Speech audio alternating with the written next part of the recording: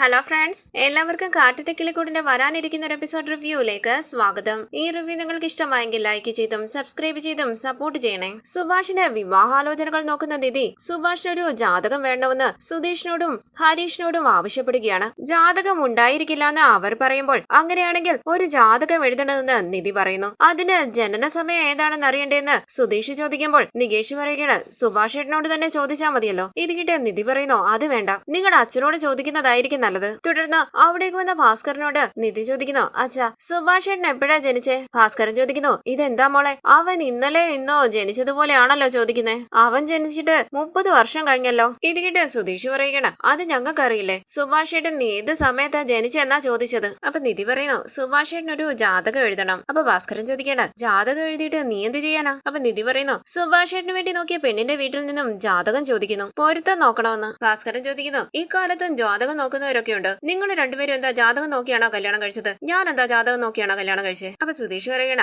ആ കഥയൊന്നും ഇപ്പൊ ചോദിച്ചില്ല, പെണ്ണിന്റെ വീട്ടിൽ നിന്ന് ചോദിക്കുന്നതാണ്. സുഭാഷേട്ടൻ ഒരു ജാതകം എഴുതണം. ചെറുപ്രായത്തിൽ സുഭാഷേട്ടന്റെ ജാതകം എഴുതിയായിരുന്നു. അപ്പൊ നിധി പറയുന്നു, ജാതകം ഇല്ലെങ്കിലും സുഭാഷേട്ടൻ ജനിച്ച കറക്റ്റ് ടൈം അറിയാമെങ്കിലും ജാതകം എഴുതാൻ പറ്റും. സുഭാഷേട്ടൻ ജനിച്ച സമയം അറിയാമോ? അതൊന്നും എനിക്കറിയില്ല എന്ന് ഭാസ്കരൻ പറയുമ്പോൾ സുധീഷ് ചോദിക്കുകയാണ്, അച്ഛനല്ലേ, ഇതുപോലും അറിയില്ലേ? അപ്പൊ ഭാസ്കരൻ പറയണ, ഞാൻ നിന്നെ പോലെ കാർ ഓടിച്ച് നടന്നവനല്ല, ലോറി ഓടിച്ചവനാ, അതും നാഷണൽ പെർമിറ്റ്. ഏത് സ്റ്റേറ്റിലെ എപ്പോ ഉണ്ടെന്ന് പോലും അറിയില്ല. എന്റെ ഭാര്യ എന്നോട് പറഞ്ഞു, ഈ മാസം നമുക്ക് കുഞ്ഞുണ്ടാകുമെന്ന്. ഞാൻ മണിപ്പൂരും രാജസ്ഥാനും ഒക്കെ പോയിട്ട് വന്നപ്പോൾ കുഞ്ഞുണ്ടായിട്ട് 10 ദിവസം കഴിഞ്ഞു. സമയമൊന്നും എനിക്കറിയില്ല. ഒരു കാര്യം ചെയ്യ്, ആ ജോത്സ്യനോട് രാത്രി ജനിച്ചതാണെന്ന് പറഞ്ഞ് ഒരു ജാതകം എഴുതാൻ പറ. സുധീഷ് പറയുന്നു, സാരമില്ല നിധി, എനിക്ക് അറിയാവുന്നതൊക്കെ പറഞ്ഞ് ഒരു ജാതകം എഴുതിപ്പിക്കാം. തുടർന്ന് ഒരു ജോത്സ്യനെ കാണാനായി വന്ന ഹരീഷും സുധീഷും സുഭാഷിന്റെ ജനന തീയതിയൊക്കെ പറഞ്ഞു കൊടുത്ത് ജാതകം എഴുതിപ്പിക്കുകയാണ്. അത് ഒരു ദോഷങ്ങളും ഇല്ലാത്ത നല്ലൊരു ജാതകമായിരിക്കണമെന്ന് പ്രത്യേകം പറയുന്നു. തുടർന്ന് പെണ്ണിന്റെ വീട്ടുകാർ വിളിച്ച് ചെറുക്കനെ കാണാനായി കിളിക്കൂട്ടിലേക്ക് വരികയാണെന്ന് പറയുന്നു. ജാതകം നോക്കണം, പൊരുത്തം ഉണ്ടെങ്കിൽ മാത്രം പെണ്ണ് കാണൽ ചടങ്ങ് മതിയെന്നാണ് അവര് പറയുന്നത്. തുടർന്ന് സുഭാഷിനെയും കൂട്ടി ഹരീഷ് വീട്ടിലേക്ക് വരികയാണ്. ടെൻഷനോടുകൂടി സുഭാഷ് ചോദിക്കുന്നു, പെട്ടെന്ന് ഇങ്ങോട്ട് വരണമെന്ന് പറഞ്ഞ് ഹരീഷ്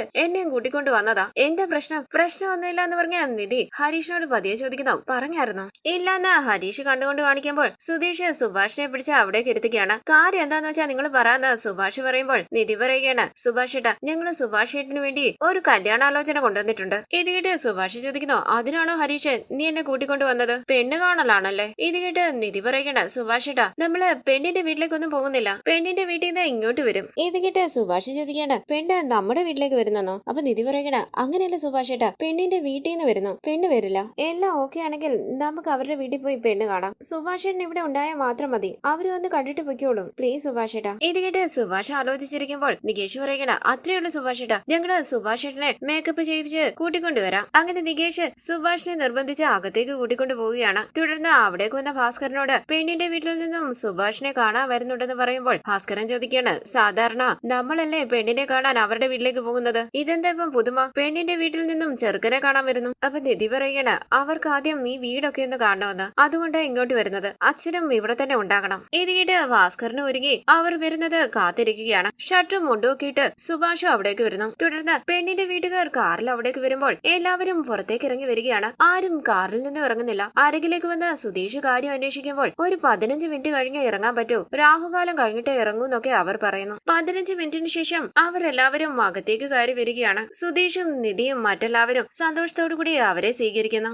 അവരിൽ ഒരാൾ പറയുന്നു, വീട് കണ്ടാൽ പഴയ കാലത്തെ വീട് പോലെ ഉണ്ട്, ചെറിയ വീടാണ്. നിധി അവർക്ക് കുടിക്കാൻ കൊണ്ട് കൊടുക്കുകയാണ്. സുഭാഷിനെ നോക്കി പെണ്ണിന്റെ അമ്മ ചോദിക്കുന്നു, ഇതാണോ ചെറുക്കൻ? അപ്പൊ സുധീഷ് പറയുന്നു, അതെ, ഇതാണ് ഞങ്ങളുടെ ചേട്ടൻ സുഭാഷ്. സുഭാഷ് നമസ്കാരം പറയുമ്പോൾ പെണ്ണിന്റെ അച്ഛൻ പറയുകയാണ്, സുഭാഷിനെ കുറിച്ച് സുധീഷും സുധീഷിന്റെ വൈഫും പറഞ്ഞു, ഞങ്ങൾക്ക് ഒരേ ഒരു മകളാ, ഡിഗ്രി കഴിഞ്ഞു, വീട്ടിൽ തന്നെ ഉണ്ട്, ജോലിക്കൊന്നും അയച്ചിട്ടില്ല. പെണ്ണിന്റെയും ചെറുക്കന്റെയും ജാതകം നന്നായി ചേരണം, ജാതകം ചേരാതെ ഞങ്ങളുടെ വീട്ടിൽ ആരുടെയും കല്യാണം നടത്തില്ല. എത്ര നല്ല കുടുംബമാണെങ്കിലും ജാതകം ചേരുമെങ്കിൽ മാത്രമേ ഞങ്ങൾ ആ ആലോചനയുമായി മുന്നോട്ട് പോകൂ. ചെറുക്കന്റെയും പെണ്ണിന്റെയും ജാതകം ചേരുന്നുണ്ടെങ്കിൽ ഞങ്ങൾ മറ്റൊന്നും വലുതായി ശ്രദ്ധിക്കില്ല. ഇത് ഞങ്ങളുടെ കുടുംബ ജോത്സ്യരാ, ഇദ്ദേഹത്തോട് ചോദിച്ചിട്ട് ഞങ്ങൾ എന്ത് തീരുമാനം എടുക്കും? അപ്പൊ ജോത്സ്യൻ പറയുന്നു, വീടിന്റെ വാസ്തു ഒക്കെ നന്നായിട്ടുണ്ട്, ഇത് നിങ്ങളുടെ സ്വന്തം വീടല്ലേ? അപ്പൊ സുധീഷ് പറയുകയാണ്, അതെ അതെ, ഞങ്ങളുടെ സ്വന്തം വീടാ. ജോത്സ്യൻ ചോദിക്കുന്നു, പയ്യന്റെ ജാതകം ഒന്ന് തന്നെ. ഇപ്പൊ കൊണ്ടുവരാന്ന് പറഞ്ഞ് സുധീഷ് ജാതകം എടുത്തു കൊടുക്കുകയാണ്. ഇത് കണ്ട് സംശയത്തോടു കൂടി സുധീഷിനെ നോക്കുകയാണ് സുഭാഷ്. പെണ്ണിന്റെ അച്ഛൻ പറയുന്നു, ജാതകം ചേരുമോന്ന് നോക്കട്ടെ, അതിനുശേഷം ബാക്കി കാര്യം സംസാരിക്കാം. അപ്പൊ സുധീഷ് പറയുകയാണ്, ചോദിക്കുന്നത് കൊണ്ട് തെറ്റിദ്ധരിക്കരുതേ,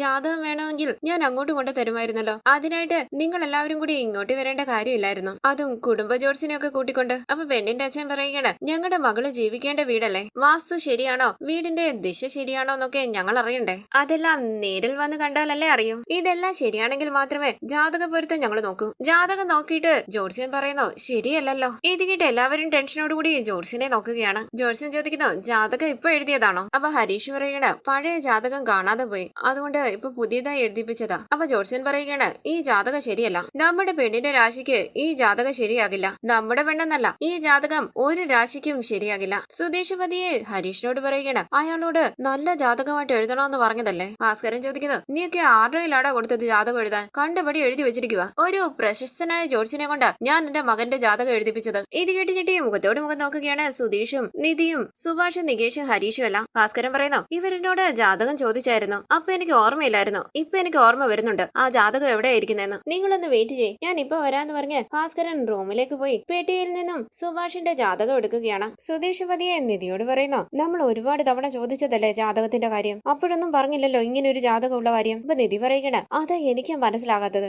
ജാതകവുമായി വന്ന ഭാസ്കരനോട് നിധി പതിയെ പറയുകയാണ്, ജാതകം കയ്യിലുണ്ടെന്ന് ഞങ്ങളോട് പറഞ്ഞില്ലല്ലോ. അപ്പൊ ഭാസ്കരൻ ചോദിക്കണം, ജാതകം ഉണ്ടോ എന്ന് ചോദിച്ചില്ലല്ലോ. അപ്പൊ നിധി പറയുകയാണ്, ജാതകം എഴുതാൻ പോവുകയാണെന്ന് പറഞ്ഞില്ലേ. അപ്പൊ ഭാസ്കരൻ പറയുകയാണ്, ജാതകം എഴുതാൻ പോവുകയാണെന്ന് പറഞ്ഞു, പക്ഷെ എന്റെ കയ്യിൽ ജാതകം ഉണ്ടോ എന്ന് ചോദിച്ചോ നീ? ഇപ്പൊ ഈ ജാതകം കൊടുക്കണോ വേണ്ടയോ? ദേഷ്യത്തോടു കൂടി ഭാസ്കരനെ ഒന്ന് നോക്കിയിട്ട് പുഞ്ചിരിച്ച് ജാതകം വാങ്ങിച്ച് ജോർസിന്റെ കയ്യിലേക്ക് കൊടുക്കുകയാണ് സുധീഷ്. ആ ജാതകം നോക്കി ജോർസിൻ പറയുകയാണ്, ഇത് ശരിയാകില്ല, നമുക്ക് വേറെ ആലോചന നോക്കാം. ഈ ജാതകം നമ്മുടെ പെണ്ണിന്റെ ജാതകവുമായി ഒട്ടും ശരിയാകില്ല. നികേഷ് പതിയെ ഹരീഷിനോട് പറയുന്നു, എന്താ ഹരീഷേട്ടാ ഒറിജിനൽ ജാതകം കണ്ടിട്ടും ഇങ്ങനെയൊക്കെ പറയുന്നത്? അപ്പൊ പെണ്ണിന്റെ അച്ഛൻ പറയുകയാണ്, ജോർസിൻ പറഞ്ഞാൽ ശരിയായിരിക്കും, ഞങ്ങൾ ജോർസിന്റെ വാക്കിന് മറുവാക്ക് പറയാറില്ല. അപ്പൊ നിധി പറയണ, ഇതൊക്കെ ഇങ്ങനെ വീട്ടിൽ വന്ന് പറയേണ്ട കാര്യമില്ലല്ലോ, ജാതകം ചോദിച്ചിരുന്നെങ്കിലും ഞങ്ങൾ കൊണ്ടു തന്നേനെ, ഇങ്ങനെ ജോർസിനെയും കൂട്ടിക്കൊണ്ട് വീട്ടിൽ വരേണ്ട കാര്യമില്ലായിരുന്നു. പെണ്ണിന്റെ അമ്മ പറയുകയാണ്, ഞങ്ങൾ നേരിൽ വന്നത് കൊണ്ടല്ലേ ഒറിജിനൽ ജാതകം കിട്ടിയത്, ജോർസിൻ ഞങ്ങളോട് വാസ്തുവും ദിശയും ഒക്കെ നോക്കണമെന്ന് പറഞ്ഞു, അതുകൊണ്ട് ഞങ്ങള് നേരിട്ട് ഇങ്ങോട്ട് വന്നത്. സുധീഷ് ചോദിക്കുന്നു, ഒരു ജാതകവും പെണ്ണിന്റെ ജാതകവുമായി ചേരുന്നില്ലേ? അപ്പൊ ജോർസിൻ പറയുകയാണ്, രണ്ട് ജാതകവും ഒട്ടും ചേരുന്നില്ല,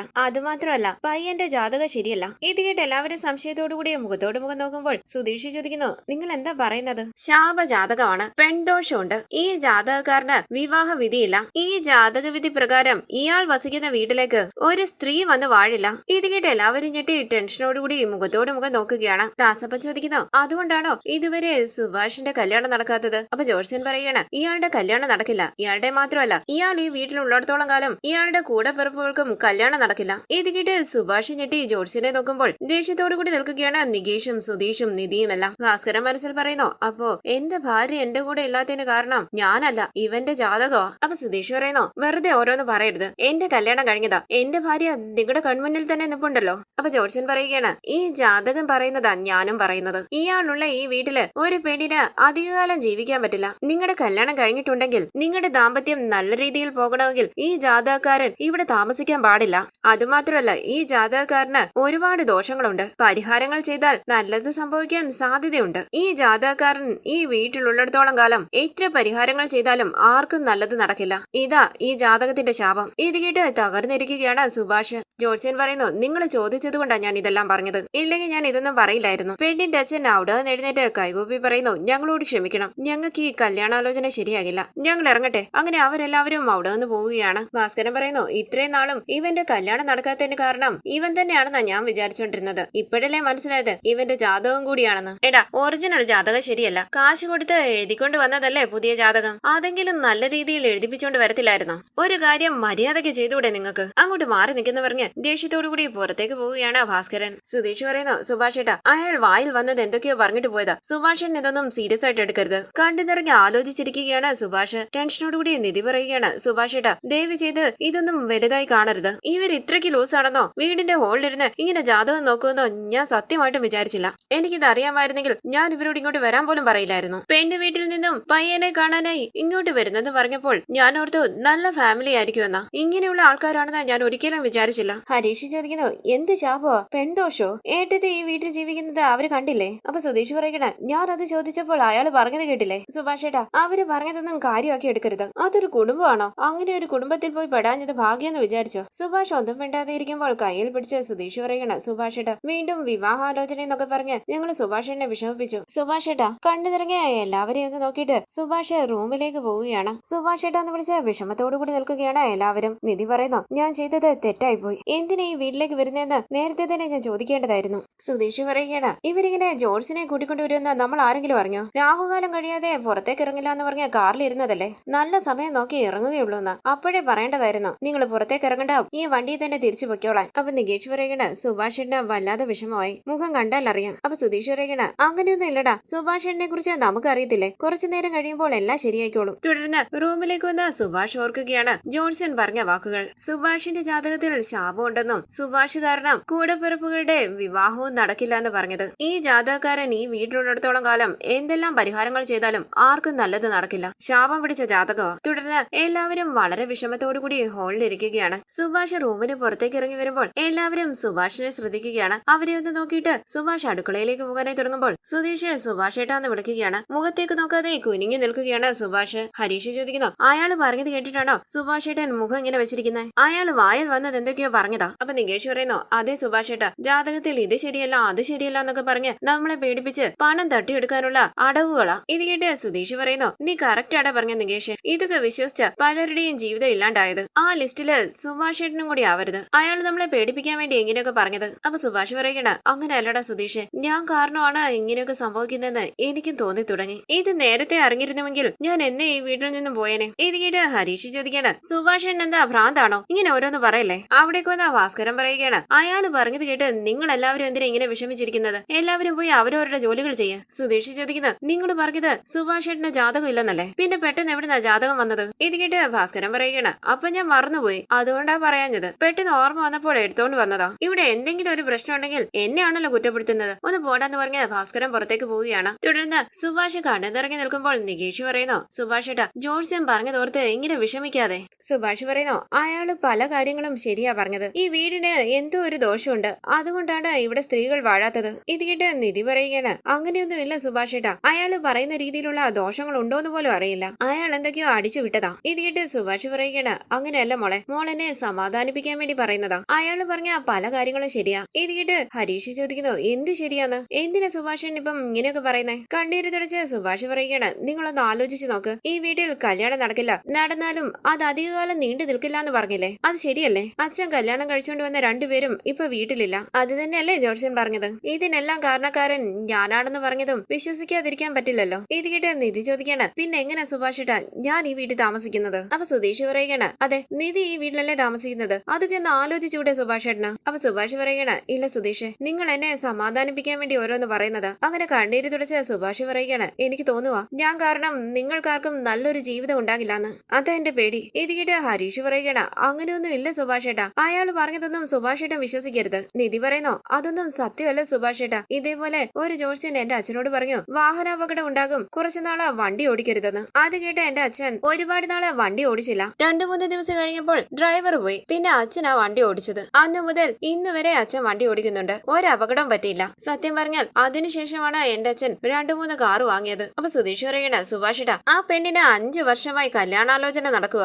ഈ ജോത്സ്യൻ കൂടെ പോകുന്നത് കൊണ്ടാ ഒന്നും ശരിയാകാത്തത്. 5 വർഷമായിട്ട് ആ വീട്ടുകാരെ കബളിപ്പിച്ച് ആ ജോത്സ്യൻ പണം ഉണ്ടാക്കുക, അത് മനസ്സിലാക്കാതെ എല്ലാ വീട്ടിലും ആ ജോത്സ്യനെ കൊണ്ടുപോവുകയാണ് അവർ. സുഭാഷ് കണ്ണീര് തുടയ്ക്കുമ്പോൾ ഹരീഷ് പറയണ സുഭാഷൻ അത് വിട്, ഇങ്ങനെ പലരും പലതും പറയും, അതെല്ലാം കേട്ട് നമുക്ക് ജീവിക്കാൻ പറ്റുമോ? ഞങ്ങൾ എല്ലാവരും ഇത്രയൊക്കെ പറയുന്നതല്ലേ, അത് സുഭാഷ് ഏട്ടൻ കേൾക്കില്ലേ? അങ്ങനെ ഹരീഷ് സുഭാഷിനെ ചേർത്ത് പിടിക്കുമ്പോൾ അരികിലേക്ക് വന്ന നികേഷ് ചോദിക്കുന്നു സുഭാഷൻ എന്തിനാ ഇങ്ങനെ വിഷമിക്കുന്നേ? സുഭാഷ് ഏട്ടൻ കരയരുത്, എനിക്കിത് കാണാൻ വയ്യ. സുഭാഷിന്റെ കയ്യിൽ പിടിച്ച് സുധീഷ് പറയുന്നു സുഭാഷ് ഏട്ടാ സോറി, ഞാനാ ഇതിനെല്ലാം കാരണം. അവർക്ക് ജാതകത്തിൽ വിശ്വാസം ഉണ്ടെന്ന് പറഞ്ഞു, പക്ഷേ ഇത്രയൊക്കെ ഉണ്ടെന്ന് ഞാൻ അറിഞ്ഞില്ല. ഇതൊക്കെ നേരത്തെ അറിഞ്ഞിരുന്നുവെങ്കിൽ ഞങ്ങൾ അവരോട് സംസാരിക്കാൻ പോലും പോകില്ലായിരുന്നു. നിധി പറയുന്നു അതെ സുഭാഷ് ഏട്ടാ, അവരിങ്ങനെയുള്ളവരാണെന്ന് അറിഞ്ഞിരുന്നെങ്കിൽ ഈ ആലോചന ഞങ്ങൾ അപ്പോഴേ വേണ്ടാന്ന് വെച്ചേനെ, ഞങ്ങൾക്ക് അറിയാതെ പറ്റിയത് സുഭാഷ് ഏട്ടാ. അങ്ങനെ അവർ സുഭാഷിനെ സമാധാനിപ്പിക്കാനായി ശ്രമിക്കുകയാണ്. തുടർന്ന് പുറത്തിരിക്കുന്ന നിധിയോട് ഭാസ്കരൻ ചോദിക്കുന്നു മോൾ ഇതുവരെ ഉറങ്ങിയില്ലേ, കൊതുകടിയും കൊണ്ടോണ്ടിരിക്കുകയാണോ? അപ്പൊ നിധി പറയുകയാണ് സുഭാഷേട്ടന് വല്ലാതെ വിഷമമായി. അപ്പൊ ഭാസ്കരൻ പറയുകയാണ് മോൾ ഉറങ്ങിയില്ല എന്ന് ചോദിച്ചപ്പോൾ സുഭാഷേട്ടൻ വിഷമിച്ചിരിക്കുകയാണെന്ന്. എന്തേ നിന്റെ സുഭാഷേട്ടൻ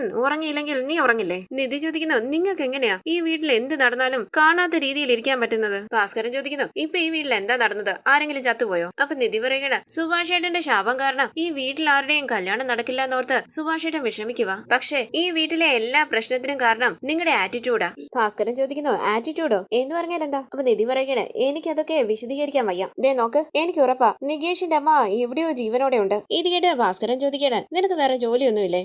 നിധി പറയുന്നു, ഞാൻ അവരെ റോഡിൽ വെച്ച് കണ്ടതാ. ഇത് കേട്ട് ഭാസ്കരൻ പറയുകയാണ്, ആരെയോ കണ്ട് എന്തെങ്കിലുമൊക്കെ പറയില്ല മോളെ. അപ്പൊ നിധി പറയുകയാണ്, ഞാനത് അവരെ കണ്ടെന്ന് പറഞ്ഞപ്പോൾ നിങ്ങളുടെ മുഖം മാറുന്നത് ഞാൻ ശ്രദ്ധിച്ചതാ. എന്തോ മറച്ചു വെക്കുന്നുണ്ട്, അതാ മുഖം പറയുന്നുണ്ടായിരുന്നു. ഭാസ്കരൻ ചോദിക്കുന്നു, മോൾ എന്തിനാ ഈ കെട്ടിടം ഡിസൈൻ ചെയ്യുന്ന ജോലിക്കൊക്കെ പോകുന്നത്? പോലീസിന്റെയോ വക്കീലിന്റെയോ പണിക്ക് പോയാ പോരെ? നിധി പറയണ, അതൊക്കെ എനിക്കറിയാം. നികേഷിന്റെ അമ്മ ഇവിടെ എവിടെയെങ്കിലും ഉണ്ടെങ്കിൽ നമുക്ക് കൂട്ടിക്കൊണ്ടുവരാലോ. അവരിവിടെ വന്നാൽ സ്ത്രീകൾ ഈ വീട്ടിൽ വാടില്ല എന്ന് പറയുന്ന ആ പ്രശ്നം തീരുമല്ലോ. ഭാസ്കരൻ ചോദിക്കുന്നു, നിനക്ക് വേറെ ജോലിയൊന്നുമില്ലേ? ഈ വീടിനെ മാറ്റിയെടുക്കാനായി തക്കലയിൽ നിന്നും വന്നതാണോ? എന്തൊരു പെണ്ണാ നീ? പറഞ്ഞു തന്നെ വീണ്ടും വീണ്ടും പറഞ്ഞുകൊണ്ടിരിക്കുന്നു. അവിടേക്ക് വന്ന സുധീഷ് ചോദിക്കുന്നു, എന്താ നിധി കൊതുകടി കൊണ്ടോണ്ട് ഇവിടെ ഇരിക്കുന്നത്? അകത്ത് പോയി കിടക്ക്. സുഭാഷ് ഏട്ടൻ എവിടെ എന്താ നിധി ചോദിക്കുമ്പോൾ സുധീഷ് പറയണ, സുഭാഷ് ഏട്ടൻ കിടന്നു. അപ്പൊ നിധി പറയണ, പാവം സുഭാഷ് ഏട്ടൻ വല്ലാതെ വിഷമിച്ചു. സുധീഷ് സുഭാഷ് ഏട്ടനെ ഒന്ന് ശ്രദ്ധിച്ചോണേ. അപ്പൊ സുധീഷ് പറയണ, നിധി പേടിക്കണ്ട, സുഭാഷ് ഏട്ടൻ ശരിയായിക്കോളും. അപ്പൊ നിധി പറയണ, അങ്ങനെയല്ല സുധീഷ്, സുഭാഷ് ഏട്ടൻ ആ ജോത്സ്യം പറഞ്ഞത് സീരിയസ് ആയിട്ട് എടുത്തിരിക്കുക. അതോർത്ത് വല്ലാതെ വിഷമിക്കുന്നുണ്ട്. എന്തെങ്കിലും തെറ്റായിട്ട് സംഭവിക്കുമോ എന്ന് ഞാൻ പേടിക്കുന്നു. പുഞ്ചിരിച്ച് സുധീഷ് ചോദിക്കുന്നു,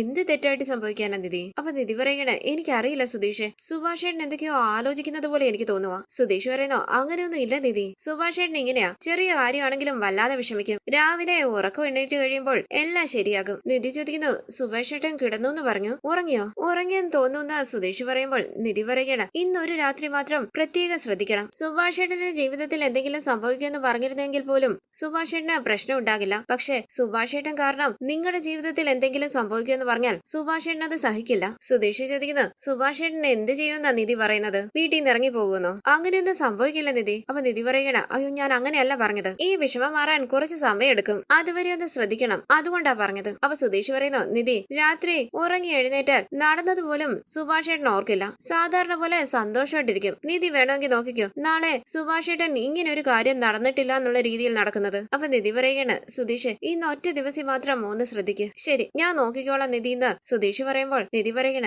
ശരി സുധീഷ് ഞാൻ ഉറങ്ങാൻ പോവാണേ. അങ്ങനെ നിധി അകത്തേക്ക് പോകുന്നു. തുടർന്ന് സുഭാഷ് കണ്ടടച്ചു കിടക്കുകയാണ്. ടെൻഷനോടുകൂടി കുറച്ച് ഇപ്പുറത്തായി ഇരിക്കുകയാണ് നികേഷ് ഹരീഷും. പായിലേക്ക് വന്നിരുന്ന സുധീഷ് ചോദിക്കുന്നു, എടാ ഹരീഷ്, സുഭാഷ് ഉറങ്ങിയോ? അപ്പൊ ഹരീഷ് പറയുകയാണ്, ഇപ്പൊ ഉറങ്ങിയതേ ഉള്ളൂ, സംസാരിക്കണ്ട, നമുക്ക് ഉറങ്ങാം. സുഭാഷ് ഓക്കെയാണോ എന്ന് സുധീഷ് ചോദിക്കുമ്പോൾ നികേഷ് പറയണ, അറിയില്ല സുധീഷ് ഏട്ടാ, ഞങ്ങൾ തമാശയൊക്കെ പറഞ്ഞ് സമാധാനിപ്പിക്കാൻ ശ്രമിച്ചു. സുഭാഷ് ഏട്ടൻ ചിരിച്ചൊന്നുമില്ല. പക്ഷെ ജോർജൻ പറഞ്ഞ കാര്യങ്ങളൊന്നും പിന്നീട് സുഭാഷ് ഏട്ടൻ പറഞ്ഞില്ല. ഞങ്ങൾ പറയുന്നതെല്ലാം കേട്ട് മിണ്ടാതിരിക്കുകയായിരുന്നു. അപ്പൊ ഹരീഷ് പറയണ, ഇപ്പൊ കുറച്ച് സമാധാനം ആയതുകൊണ്ടല്ലേ സുഭാഷ് ഏട്ടൻ ഉറങ്ങിയത്? സുധീഷ് സുഭാഷ് ഏട്ടാ എന്ന് വിളിക്കുന്നുവെങ്കിലും സുഭാഷ് കണ്ണു തുറക്കുന്നില്ല. സുധീഷ് പറയുന്നു, ഉറങ്ങിയടാ. അപ്പൊ ഹരീഷ് പറയണ, ഉറങ്ങിയെങ്കിലും സുഭാഷ് ഏട്ടന്റെ മേൽ ഒരു കണ്ണുള്ളത് നല്ലതാ. അപ്പൊ സുധീഷ് പറയണ, എടാ സുഭാഷ് ഏട്ടൻ ഉറങ്ങിയ പിന്നെ രാവിലെ എഴുന്നേൽക്കും, നമുക്ക് ജോർജിനെ കണ്ട് 4 എണ്ണം കൊടുക്കണം. അപ്പൊ ഹരീഷ് പറയണ, സുധീഷ് ഏട്ടാ അത് വിട്ടേരെ, അയാളെ പറഞ്ഞിട്ട് ഒരു കാര്യമില്ല, നമ്മൾ പോയി ഒരുത്തിനെ കൊണ്ട് ഒരു ജാതകം എഴുതിപ്പിച്ചില്ലേ, അയാളാ ചതിച്ചത്. സുധീഷ് പറയണ, അയാളെ ഞാൻ വെറുതെ വിടില്ല, നാളെ തന്നെ ഞാൻ അയാളെ കാണുന്നുണ്ട്, ഇനി ആ ജോർജിനെ കാണാൻ ഒരുത്തിനും വരരുത്. അപ്പൊ ഹരീഷ് പറയണ, സുധീഷ് ഏട്ടാ നടന്നതൊന്നും മാറ്റിയെടുക്കാൻ പറ്റില്ലല്ലോ. ഇത് കേട്ട് സുധീഷ് പറയുന്നു, ഞാൻ എന്റെ ദേഷ്യം കൊണ്ട് പറഞ്ഞതാടാ. ശരി ഇങ്ങനെ സംസാരിച്ച് സുഭാഷ് ഏട്ടനെ ഉണർത്തണ്ട,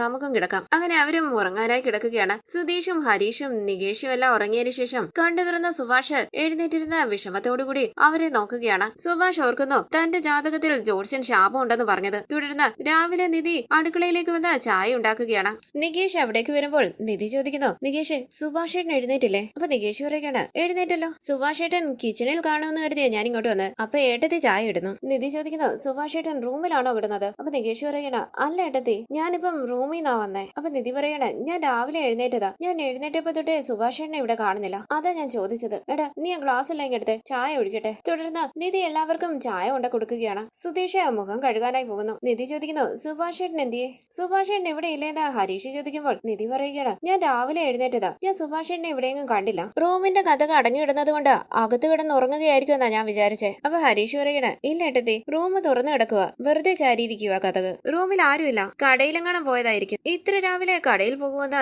നിധി ചോദിക്കുമ്പോൾ ഹരീഷ് പറയണ, ചിലപ്പോ പോകും. അവിടേക്ക് വന്ന സുധീഷ് ചോദിക്കുന്നു, എന്താടാ എന്തു പറ്റി? അപ്പൊ നിധി പറയണ, സുധീഷ് സുഭാഷ് ഏട്ടനെ കാണുന്നില്ല. അപ്പൊ സുധീഷ് ചോദിക്കണ, കാണുന്നില്ലെന്നോ? അപ്പൊ ഹരീഷ് പറയണ, അടുത്ത് എവിടെയെങ്കിലും പോയതായിരിക്കും. ടെൻഷനോട് കൂടി ഒന്ന് ആലോചിച്ച നിധി പറയുകയാണ്, സുഭാഷ് ഏട്ടൻ ഇത്ര രാവിലെ കടയിലേക്കൊന്നും പോകാറില്ല, വീട് മുഴുവൻ സ്ഥലം നോക്കി ഇവിടെയെങ്ങും സുഭാഷേട്ടനെ കണ്ടില്ല. അപ്പൊ സുധീഷ് പറയണ നിധി ഞാനെന്താ ഫോണിൽ വിളിച്ചു നോക്കട്ടെ, രാവിലെ എഴുന്നേറ്റ് സൈറ്റിൽ പോയതായിരിക്കും. അങ്ങനെ സുഭാഷിന്റെ ഫോണിലേക്ക് വിളിച്ച സുധീഷ് പറയണ സ്വിച്ച് ഓഫ് എന്നാണല്ലോ വരുന്നത്, ഇനി ഫോണിൽ ചാർജ് ഇല്ലേ? നികേഷ് സുഭാഷേട്ടന്റെ ഫോണ് റൂമിലുണ്ടോന്ന് നോക്കിയേ, പാതി സമയം അതേ ചാർജ് കാണില്ല.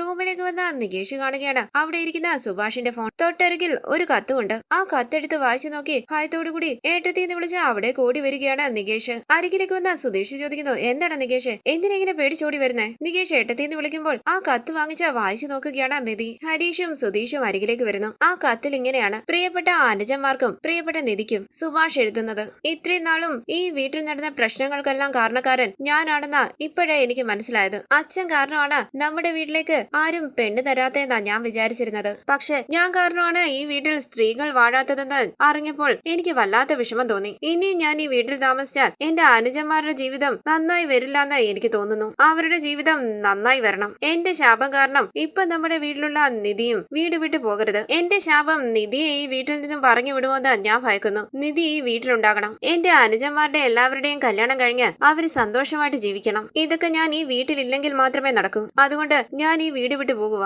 ഇങ്ങനെ ഒരു തീരുമാനമെടുക്കാൻ എനിക്ക് വല്ലാത്ത വിഷമം ഉണ്ടായിരുന്നു. പക്ഷെ എനിക്ക് വേറെ വഴി അറിയില്ല. ഞാൻ എവിടാണെങ്കിലും എന്റെ മനസ്സ് നിങ്ങളുടെ അരികിലായിരിക്കും. നിങ്ങളുടെ നല്ലതിനു വേണ്ടി സുഭാഷേട്ടൻ നിങ്ങളെ വിട്ടു പോകുക. എന്നെ ആരും അന്വേഷിക്കരുത്. തുടർന്ന് നിധി പൊട്ടിക്കരയുമ്പോൾ കത്ത് വാങ്ങിച്ച് വായിച്ചു നോക്കുകയാണ് ഹരീഷും സുധീഷും. നികേഷ് വിശ്വസിക്കാനാകാതെ തകർന്ന മനസ്സുമായി അവിടേക്ക് ഇരിക്കുന്നു. തോളിൽ കൈവച്ച് ഹരീഷ് പറയുന്നു എടാ നികേഷ്, സുഭാഷേട്ടൻ എങ്ങോട്ടും പോകില്ല, തിരിച്ചു വരും. നികേഷ് ചോദിക്കുന്നു ഇതെന്താ സുഭാഷേട്ടൻ ലെറ്റർ ഒക്കെ എഴുതി വെച്ചിട്ട് പോയത്? സുധീഷ് ചോദിക്കുന്നു എടാ സുഭാഷേട്ടൻ ഇന്നലെ പ്രശ്നമൊന്നും ഇല്ലായിരുന്നല്ലോ, സുഖമായിട്ട് ഉറങ്ങുന്നത് കണ്ടിട്ടല്ലേ നമ്മൾ കിടന്നേ, പിന്നെ എങ്ങനെയാ? അപ്പൊ നിധി പറയണ ഞാൻ ഇന്നലെ പറഞ്ഞതല്ലേ സുഭാഷേട്ടന് നല്ല വിഷമമുണ്ട്, എനിക്കെന്തോ തെറ്റായിട്ട് സംഭവിക്കുമെന്നുള്ള തോന്നലുണ്ടെന്ന്. ഒരു രാത്രി ഉറങ്ങാതെ സുഭാഷേട്ടനെ ഒന്ന് നോക്കാൻ പറ്റില്ലായിരുന്നോ നിങ്ങൾക്ക്? അപ്പൊ സുധീഷ് പറയണ നിധി ഞാൻ നിധിയോട് സംസാരിച്ച അകത്തേക്ക് കയറി വന്നപ്പോൾ സുഭാഷേട്ടൻ നല്ല ഉറക്കമായിരുന്നു, കൺഫേം ചെയ്തിട്ടാ ഞങ്ങൾ എല്ലാവരും ഉറങ്ങിയത്. നിധി ചോദിക്കുന്നു എന്തൊരു ഉറക്കമായിരുന്നു? ഇന്നലെ സുഭാഷേട്ടനെ വിഷമിപ്പിക്കുന്ന ഒരു സംഭവം നടന്നേ. ആർക്കാണെങ്കിലും വിഷമം വരും. സുഭാഷേട്ടന് നിങ്ങൾ 3 പേരുമാണ് എല്ലാം. അതൊക്കെ അറിയാവുന്നത് കൊണ്ട് ഞാൻ സുധീഷിനോട് അങ്ങനെ പറഞ്ഞത്. ദേ നോക്ക്, നിങ്ങൾക്ക് നല്ലത് നടക്കാൻ വേണ്ടി ഞാൻ പോകുന്നുവെന്ന് ലെറ്ററിൽ എഴുതി വെച്ചിട്ടാ പോയത്. ഇങ്ങനെയൊക്കെ സംഭവിക്കുമെന്ന് തന്നെയാ ഞാൻ ഭയന്നത്. ഇന്നലെ ഒരു രാത്രി ഉറങ്ങാതെ നോക്കിയിരുന്നെങ്കിൽ ഇങ്ങനെ സംഭവിക്കുമായിരുന്നോ? നടന്ന കാര്യങ്ങൾ ഓർത്ത് എനിക്ക് പോലും ഉറക്കം വന്നില്ല. ഞാൻ രാവിലെ 5 മണിക്ക് എഴുന്നേറ്റതാ. അപ്പം മുതലേ സുഭാഷേട്ടനെ കാണുന്നില്ല. അപ്പൊ അതിനു മുമ്പേ ഇവിടുന്ന് പോയതാ. അവിടേക്ക് വന്ന ഭാസ്കരൻ ചോദിക്കുന്നു എന്തു പറ്റി? അപ്പൊ നിധി പറയുകയാണ് സുഭാഷേട്ടനെ കാണുന്നില്ല. ഭാസ്കരൻ ചോദിക്കുന്നു കാണുന്നില്ലെന്നോ? അപ്പൊ നിധി പറയുകയാണ് നിങ്ങൾ ആരും എന്നെ അന്വേഷിക്കേണ്ട, ഞാൻ വീട് വിട്ടു പോവുകയാണെന്ന് ലെറ്ററിൽ എഴുതി വെച്ചിട്ടാ പോയത്. ടെൻഷനോടുകൂടി ആ ലെറ്റർ വാങ്ങിച്ച് വായിച്ചു നോക്കുകയാണ് ഭാസ്കരൻ. നിധി ചോദിക്കുന്നു അച്ഛൻ പുറത്തല്ല കിടന്നത്, സുഭാഷേട്ടൻ പോയത് കണ്ടായിരുന്നോ? അപ്പൊ ഭാസ്കരൻ പറയണ ഞാൻ കണ്ടില്ല, നല്ല ഉറക്കത്തിലായിരുന്നു. പക്ഷെ രാത്രി പട്ടി കുരയ്ക്കുന്ന ശബ്ദം കേട്ടായിരുന്നു. ഇത് കേട്ട് നിധി പറയണ ദയവ് ചെയ്ത് നിങ്ങൾ എല്ലാവരും പോയി സുഭാഷേട്ടനെ അന്വേഷിക്കുക. നികേഷിന്റെ തോളിൽ കൈവച്ച് ഹരീഷ് പറയണ നീ ടെൻഷൻ ആകണ്ട, സുഭാഷേട്ടൻ ഇവിടെ അടുത്ത് എവിടെയെങ്കിലും കാണും, ഞങ്ങൾ പോയി കൂട്ടിക്കൊണ്ടുവരാം. അപ്പൊ നികേഷ് പറയണ ഹരീഷേട്ടാ ഞാനും വരുന്നു, സുഭാഷേട്ടൻ ഇല്ലാതെ എനിക്ക് ഈ വീട്ടിലിരിക്കാൻ പറ്റില്ല, വീട്ടിലേക്ക് വരുവാണെങ്കിൽ സുഭാഷേട്ടന്റെ കൂടെ വന്നാ മതി, വാ ഹരീഷേട്ടാ എന്ന് പറഞ്ഞ് നികേഷ് ഹരീഷിനെ കൂട്ടി അവിടെ നിന്ന് പോവുകയാണ്. സുധീഷ് കണ്ണു നിറഞ്ഞ് ആലോചിച്ച് കേൾക്കുമ്പോൾ തോളിൽ തട്ടി നിധി പറയുന്നു പോകാനല്ലേ പറഞ്ഞത്, പോ സുധീഷ്, ഞാൻ പോവാ നിധി എന്ന് പറഞ്ഞ് സുധീഷും അവിടെ നിന്ന് ഓടി പോവുകയാണ്. ഞാനും പോയി അന്വേഷിച്ചിട്ട് വരാന്ന് പറഞ്ഞ് ഭാസ്കരൻ ആ ലെറ്റർ നിധിയുടെ കയ്യിലേക്ക് കൊടുത്ത് ടെൻഷനോടുകൂടി അവിടെ നിന്ന് പോവുകയാണ്. തുടർന്ന് ഹരീഷും നികേഷും ബൈക്കിൽ കയറി അവിടെ നിന്ന് പോകുമ്പോൾ സൈക്കിളിൽ പിന്നാലെ പോവുകയാണ് ഭാസ്കരൻ. സുധീഷും ബൈക്കിൽ അവിടെ നിന്ന് പോകുന്നു. നിധി ഉറക്കെ പറയുന്നു എല്ലായിടത്തും പോയി അന്വേഷിക്കണം, എല്ലായിടത്തും അന്വേഷിക്കാൻ നിധി എന്ന് പറഞ്ഞ് നിധി ഒന്ന് തിരിഞ്ഞു നോക്കിയിട്ട് സുധീഷ് ടെൻഷനോടുകൂടി അവിടെ നിന്ന് പോവുകയാണ്. നിധി ഭയത്തോടുകൂടി ആ ലെറ്ററും പിടിച്ച് ആലോചിച്ച് നിൽക്കുന്നു. ഈ സീരിയലിന്റെ കൂടുതൽ വീഡിയോസിനായി ചാനൽ സബ്സ്ക്രൈബ് ചെയ്ത് സപ്പോർട്ട് ചെയ്യണേ. താങ്ക്